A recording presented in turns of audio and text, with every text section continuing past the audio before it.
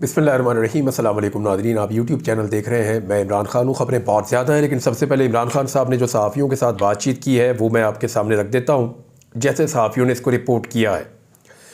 18 माह से कह रहा हूँ कि बातचीत के लिए तैयार हूँ। सियासत में हमेशा बातचीत होती है। 3 जमातों के अलावा सबसे बात करेंगे। डील वो करता है जिसे मुल्क से बाहर जाना होता है, जैसे जरदारी और नवाज शरीफ गए। डील जेल से बचने के लिए की जाती है। तोशाखाना का नया केस लेकर आ रहे हैं। तोशाखाना पर ये चौथा केस कर रहे हैं। जो भी केस बनाना है एक बार बनाकर ले आए। जरदारी के फेक अकाउंट्स और नवाज शरीफ के एवन फील्ड के अरबों के रेफरेंस माफ़ कर दिए गए। जजेस से दरखास्त है कि वो हमारे केसेस के फैसले करें। साइफर केस की समाअत आगे से आगे चली जा रही है। जो भी फैसला करना है करें। इद्दत केस में भी ड्रामे किए जा रहे हैं। ये जी इमरान खान साहब हैं जो बिल्कुल डील करने के लिए तैयार नहीं है। वो कहते हैं जी बातचीत करूंगा, डील नहीं करूंगा। और ये बात उनकी पार्टी के सारे लोग कह रहे हैं कि वो बातचीत तो करना चाहते हैं, एंगेजमेंट तो करना चाहते हैं, डील नहीं करना चाहते इमरान खान साहब। और बातचीत के लिए भी उन्होंने शराइत रखी हैं और वो शराइत बार बार दोहराई भी जाती हैं। यानी इमरान खान साहब की जो सादी सादी शर्त है वो ये है कि मेरे कारकुनों को रिहा किया जाए जिन्हें गिरफ्तार किया गया है 9 मई के मुकदमात में और उसके बाद से लेकर अब तक। और इसके अलावा वो ये कहते हैं कि हमारा जो चोरी किया हुआ मैंडेट है वो भी हमें वापस किया जाए।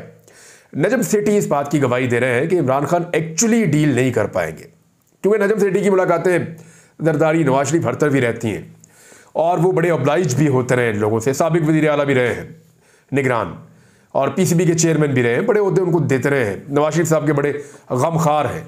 वो ये कहते हैं इमरान खान सियासतदान नहीं है क्योंकि वो मुकमुका नहीं करता, ये डील नहीं करता। डील का मतलब मुकमुका का मतलब डील है ना, मुकलो जी मेरे नाल, आप मुझे ये दे दें मैं आपको ये दे देता हूं, पब्लिक जाए भाड़ में। ये होता है मुकमुका या डील। नजम सेठी कह रहे हैं कि इमरान खान सियासतदान नहीं है, वो मुकमुका नहीं करता। मोहसिन नकवी को वज़ीर दाखिला बनाकर इमरान खान को पैगाम दिया गया है कि हम आपको सख्ती के साथ कुचलेंगे। सोशल मीडिया पर भी कानून बनना शुरू हो गए हैं। और नजम सेठी साहब जो है वो ये कह रहे हैं कि इमरान खान क्योंकि सियासतदान इसलिए नहीं है कि वो डील वील नहीं करता, वो मुकमुका नहीं करता, और बाकी सारे जो हैं वो मुकमुका कर लेते हैं। अब जो सोशल मीडिया के हवाले से ये खबर आई है, ये बड़ी इंपॉर्टेंट खबर है कि सोशल मीडिया के हवाले से एक नई अथॉरिटी कायम की गई है। इसकी तफसीलात मैं आपके साथ शेयर करूंगा। वो करने ये जा रहे हैं कि साइबर क्राइम के हवाले से एक नया पूरा विंग बना रहे हैं और उसका जो सरबराह है उसको IG वाले इख्तियारात दे रहे हैं। और अब पीका कवानीन के तहत ये इसको करने जा रहे हैं। मैं ये कहता हूँ सख्त से सख्त कवानीन सोशल मीडिया के होने चाहिए, लेकिन उनका इस्तेमाल ठीक होना चाहिए। बेशतर सहाफ़ियों का ये कहना है कि पाकिस्तान में जो डेफेमेशन के लॉज हैं उनको बेहतर करना चाहिए, जो सिविल सूट्स हैं वो करने चाहिए। पूरी दुनिया के अंदर यही होता है, बेशतर सहाफ़ी ये कहते हैं। लेकिन मैं इससे एक कदम आगे जाकर ये कहता हूँ कि जो कानून बनाने हैं बना लें, जैसे दिल करता है बनाएं, लेकिन उनका गलत इस्तेमाल ना करें। ये नहीं हो सकता कि आप बंदा पकड़ के पहले बंद कर दें और बंदे को आप छोड़ें काफ़ी अरसे के बाद और फिर आप माफ़ी मांगें और कहें जी गलती हो गई थी। यानी अदालत उसको बाइज्जत बरी कर दे, लेकिन आप उसके चंद हफ्ते या चंद महीने खा जाएं। ये नहीं होना चाहिए। कानून का गलत इस्तेमाल नहीं होना चाहिए। कानून जितना मर्जी सख्त बनाएं। एक और बड़ी खबर है पाकिस्तान के बारे में, पाकिस्तान के हवाले से, और वो खबर है कि पाकिस्तान का पहला सैटेलाइट मिशन चांद पर रवाना हो गया है। सैटेलाइट मिशन iCube कमर चीन के नियान स्पेस लॉन्च साइट से रवाना किया गया है और ये पाकिस्तान के लिए एक बड़ी कामयाबी है। पाकिस्तान पहली मरतबा ये कर रहा है। दुनिया ने ये काम जो है वो आज से निसफ सदी पहले कर लिए या उससे भी पहले कर लिए। इंडिया, बाकी सारे मुल्क आसपास के वो चांद पे पहुंच गए हैं। पाकिस्तान ने अब इसकी कोशिश की है। लेकिन इंटरेस्टिंग चीज़ मैं आपको बताऊं, यहाँ पे विजुअल्स भी मौजूद हैं और ये विजुअल्स हैं जी इस्लामाबाद का हॉल है। चांद पर पाकिस्तानी सैटेलाइट रवाना होने के मनाजिर वहाँ पे दिखाए गए हैं और रवाना होते ही institute of space technology Islamabad का हॉल इमरान खान जिंदाबाद के नारों से गूंज उठा। यानी इमरान खान को टेक्नोलॉजी में, चले टेक्नोलॉजी को छोड़ दें, इमरान खान का इसमें कितना किरदार है उसको भी छोड़ दें, उस बाद में उस पर बात कर लेते हैं कि चांद पे जो मिशन गया उसमें इमरान खान का रोल कितना है, नवाज शरीफ का कितना है, बाकियों का कितना है। एक तो पाकिस्तान बहुत ही लेट है, जिसका भी रोल हो हम बहुत लेट हैं। लेकिन नौजवान और पाकिस्तान के जो पढ़ा लिखा तबका है वो इमरान खान को क्या समझता है।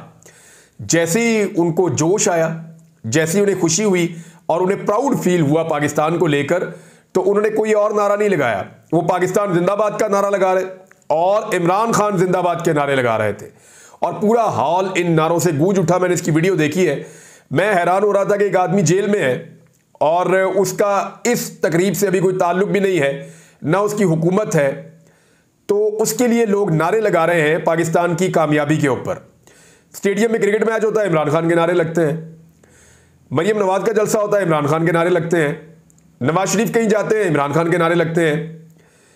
यानी कोई पाकिस्तान में इवेंट हो जाए, नारे इमरान खान के लगते हैं। किसी भी जगह पे आप जाएं तो ये एक कैदी सबके ऊपर भारी पड़ गया है और वो जेल के अंदर से बैठकर निज़ाम को अपनी मुट्ठी में लपेटे हुए है। वैसे तो सारा का सारा निज़ाम और सारी चीज़ें अल्लाह ताला के कंट्रोल में होती हैं, लेकिन अल्लाह ताला जैसे चाहता है उसको नवाजता है और उसको इज्जत देता है। और मैं ये देख रहा हूं कि इमरान खान की इज्जत में लगातार इजाफा ही होता चला जा रहा है। अब इस आदमी को जलील करने की कौन सी कोशिश है जो नहीं की गई? एक तरफ अल्लाह उसको इज्जत दे रहा है, पाकिस्तान की सैटेलाइट जो है वो चांद पे पाकिस्तान का मिशन जा रहा है, लोग इमरान खान के नारे लगा रहे हैं। दूसरी तरफ जो पाकिस्तान का निज़ाम है, जो स्टेटस को है, वो उसको गिराने के लिए, उसको जलील करने के लिए इद्दत में निकाह टाइप का केस भी चला रहा है कि उसकी बीवी को और उसको तोड़ा जाए और उनको इतने घटिया प्रोपेगेंडा के अंदर लपेटा जाए और जिस तरह के अल्फाज वहां पे इस्तेमाल किए गए, जो चीज़ें वहां पे कही गई, इनको जब कोई सुनता है तो कानों को हाथ लगाता है। यानी उस आदमी को जलील करने और गिराने की पूरी कोशिश की गई, लेकिन इसके बावजूद जिसने कोशिश की उसको जलील करने और गिराने की, उसमें से किसी का नारा नहीं लगा।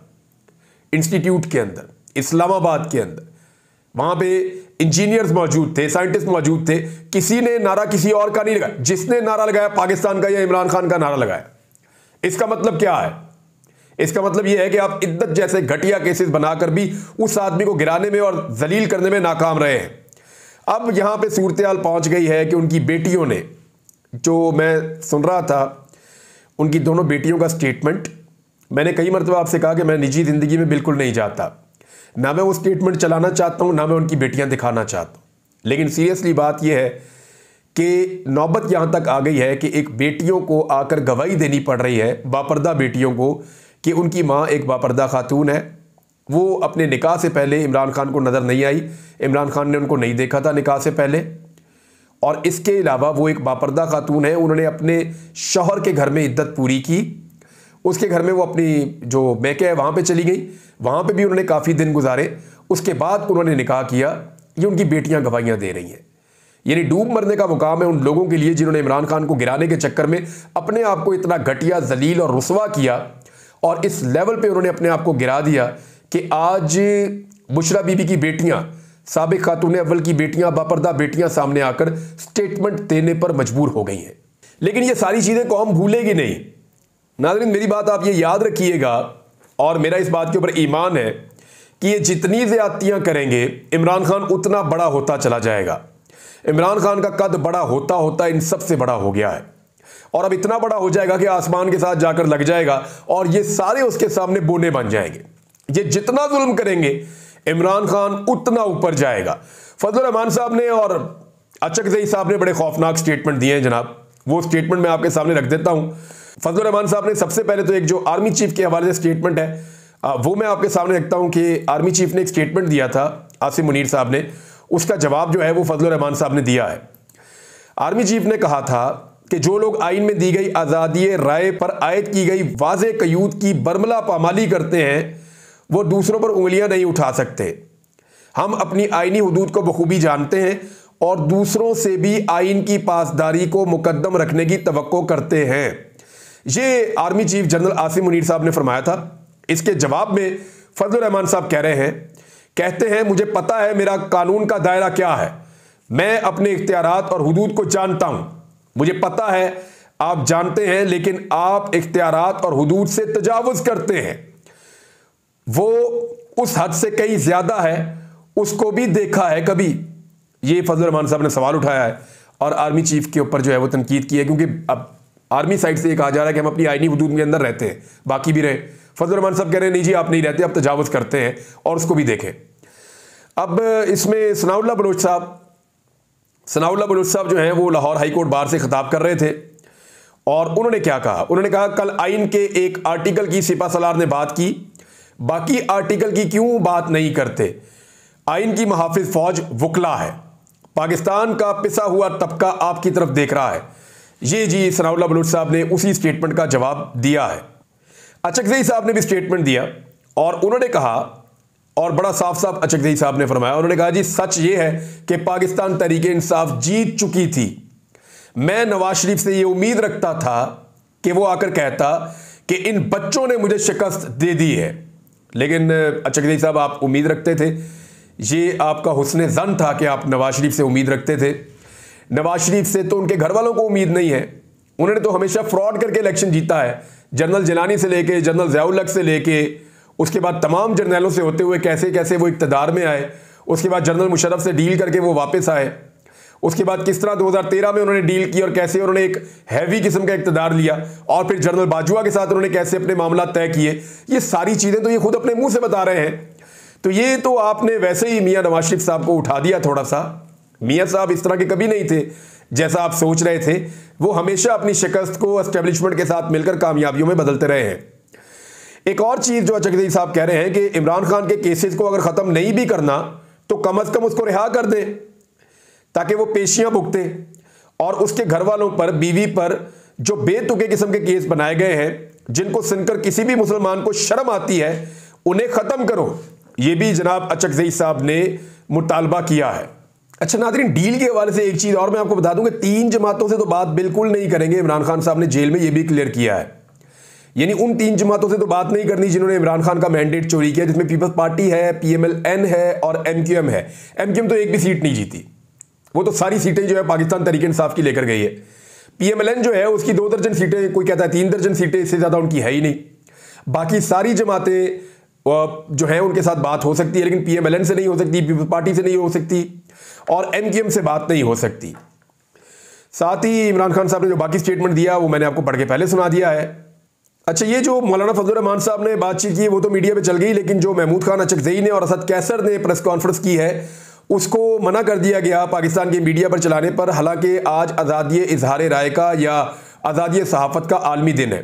नाज़रीन, आज से 1 साल पहले मैं इस्लामाबाद प्रेस क्लब में गया था और वहाँ जाकर मैंने सब सहाफ़ियों से कहा था कि आप लोग अगर इकट्ठे नहीं होंगे इख्तलाफ राय के बावजूद, यानी बहुत सारे सहाफ़ियों को आपस में इख्तलाफ हो सकता है।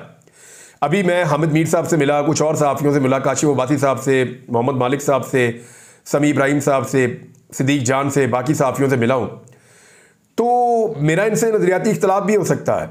वो जो बात कहें मुझे पसंद नहीं आ सकती और मेरी बात हो सकता है उन्हें पसंद ना आए, लेकिन ये कोई वजह नहीं है कि इख्तलाफ राय की बुनियाद के ऊपर हम एक दूसरे को अकेला छोड़ दें और मरने के लिए छोड़ दें। किसी भी सहाफ़ी को गैर कानूनी तरीके से अगवा करना, उसके ऊपर गैर कानूनी तरीके से मुकदमात बनाना, या उसको मुल्क छोड़ने पर मजबूर करना, या उसको कत्ल कर देना, इन मामलात के ऊपर हम सबको इकट्ठे होना चाहिए। जिसने किसी सहाफ़ी को पकड़ना है कानून के मुताबिक आगे पकड़े और कानून के मुताबिक केस करे, उस पर जस्टिफाई करे, उसके खिलाफ कार्रवाई करे, ये बहुत अच्छी बात है। लेकिन जो गैर कानूनी हथकंडे हैं उनके खिलाफ तमाम सहाफ़ियों को इकट्ठे होना पड़ेगा। ये मैं पहले भी कहता रहा हूं, ये मैं आज भी कह रहा हूं। यानी मुझे कुछ लोगों ने कहा कि हामिद मीर साहब ने एक दौर ऐसा था कि आपको उनसे इख्तलाफ था, उन्होंने कुछ ट्वीट किया, आपकी जान खतरे में पड़ गई। तो मैंने उन सबसे कहा कि भाई इख्तलाफ अपनी जगह पे है, लेकिन गलतफहमियां भी अपनी जगह पे हैं, इख्तलाफ भी अपनी जगह पे है। लेकिन आज अगर हामिद मीर साहब की जान खतरे में है या उनके ऊपर कोई अटैक आने जा रहा है और मेरे पास ऐसी इंफॉर्मेशन है, तो मैं तो गलत चीज़ को जस्टिफाई नहीं कर सकता, उसके खिलाफ बोलूंगा भी, खड़ा भी हो जाऊंगा। और मैं इसीलिए उनको मिलने के लिए गया हूं। तो इख्तलाफ राय रहना चाहिए, ये हुस्न है, रहना चाहिए। इसी से डिबेट होती है, पाकिस्तान आगे बढ़ेगा, मुल्क आगे बढ़ते हैं।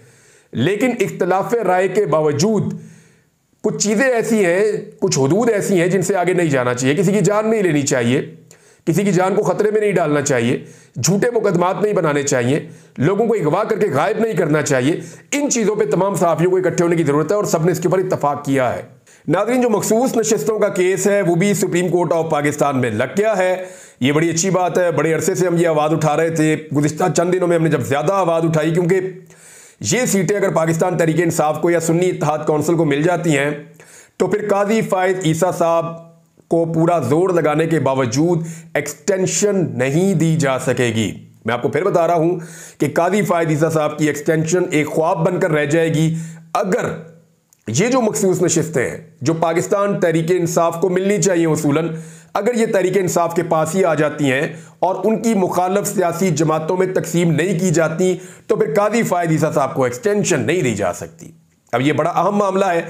ये मामला चला गया है सुप्रीम कोर्ट ऑफ पाकिस्तान में और वहां पे ये केस लग गया है और ये केस जनाब सुना जाएगा जस्टिस मंसूर अली शाह साहब की सरबराही में 3 रुकनी बेंच, इसमें अतरुल्लाह साहब भी शामिल हैं और इसमें एक और मुअज़्ज़िज़ जज भी शामिल हैं। तो 3 रुकनी बेंच ये केस सुनेगा। देखते हैं कि इस केस का नतीजा क्या निकलता है। नाज़रीन और भी खबरें हैं। बाबर सत्तार साहब ने एक शॉट लगाई और ग्राउंड से बाहर बॉल उन्होंने फेंक दिया। बात करते हैं लेकिन अगले वीलॉग में। अब तक के लिए इतना ही। अपना ख्याल रखिएगा, अपने इस चैनल का भी। अल्लाह हाफ़िज़।